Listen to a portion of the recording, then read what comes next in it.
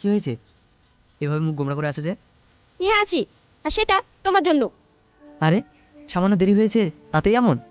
তোমার সামান্য দেরিতে আমাকে কত কিছু শুনতে হয়েছে তুমি জানো? মানে আমি তো কিছুই বুঝতে পারছি না। আমি তো কিছু বলিনি। তুমি না, ওই যে ওই বকাটে ছেলেগুলোকে দেখছো? যখন থেকে এসেছি তখন থেকে ওরা। কি বলেছে আমাকে বলো তো? তুমি এখনো বুঝতে পারছো না?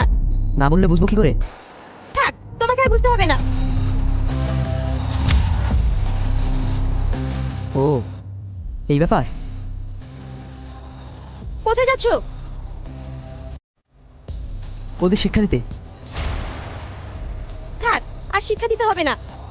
এবার থেকে সময়ের মতো এসো, তাহলেই হবে। এসো, বসো। আরে থামো না। সেলিম,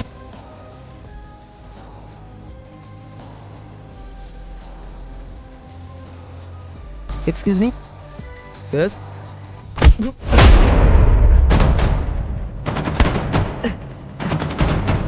এই, এটা কি করছিস? এই যা করছি ভালোই করছি, চুপচাপ দাঁড়িয়ে দেখ, নড়ে সারা তোরাও খাবি। এই ছাড়। এই কে রে তুই? আমাকে মারছিস কেন?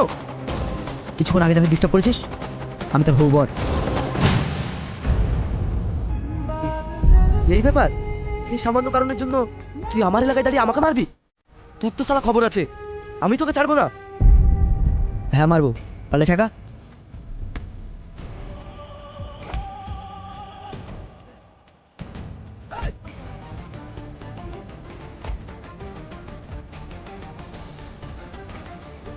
শোন, মেয়েকে সম্মান না করতে পারলে অসম্মান করবি না, নড়ে সালা মেরে জমির বাড়ি পাঠিয়ে দেবো। কথাটা মনে রাখিস। চল ভাগ। তোকে আমি দেখে দেবো।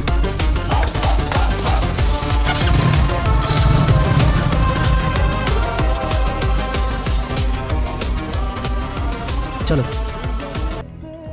আব্বু, আমি বিয়ে করব। কাকে? আমতলা টনি শেখের মেয়ে হাসিকে। তুই যা ছেলে, তোর সাথে বিয়ে দেবে? আমি ওসব কিছু জানি না, বিয়ে আমি ওকেই করব।